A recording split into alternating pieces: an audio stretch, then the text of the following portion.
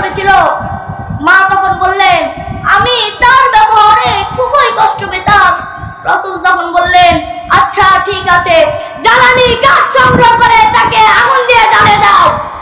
মা তখন কেঁদে উঠে জবাব দেয়, আমি আমার সন্তানের কষ্ট সহ্য করতে পারবো না। রাসূল তখন বললেন, তুমি আজ তাকে ক্ষমা না করলে সে চিরকাল জাহান্নামে থাকবে আর এভাবে আগুনে জ্বলবে। মা তখন বললেন, আমি আমার কলিজার টুকরো আলকামাকে ক্ষমা করে দিলাম।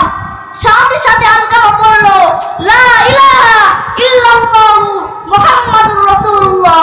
সকলে বলে সুবহানাল্লাহ। প্রিয় উপস্থিতি, আমরা প্রত্যেকে আমাদের পিতামাতার কলিজার টুকরো। এই মঞ্চে দাঁড়িয়ে আমার খুব মনে পড়ছে আমার দুঃখিনী মায়ের কথা, খুব মনে পড়ছে ভালোবাসার বাবার কথা, যারা আমার জন্য তাদের জীবনে সবটুকুই বিসর্জন দিয়ে দিলেন।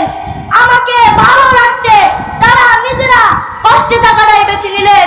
আমি তাদের সেই কষ্ট আগে বুঝিনি, কিন্তু যখন মাদ্রাসাতুত তাকি আল ইসলামিয়া এর মতো একটি আদর্শ দ্বীনি শিক্ষা প্রতিষ্ঠানে এলাম, তখন উস্তাদিরা আমাকে আমার রবের সাথে পরিচয় করালো।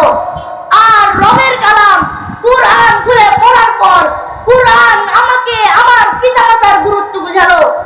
এজন্য বলি, আপনার সন্তানকে আদর্শবান হিসেবে গড়ে তুলতে চাইলে দ্বীনি শিক্ষা অর্জন করান, তবেই সেই সন্তান মহান আল্লাহর দরবারে দোয়া করে বলবে, রব্বির হামহুমা কামা রব্বায়ানি সগীরা।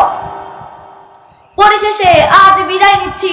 সকলেই আমার জন্য দোয়া করবেন, আমার পিতামাতার জন্য দোয়া করবেন, আমার প্রিয় প্রতিষ্ঠান এই যে মাদ্রাসাতুত তাকি আল ইসলামিয়া এর জন্য দোয়া করবেন।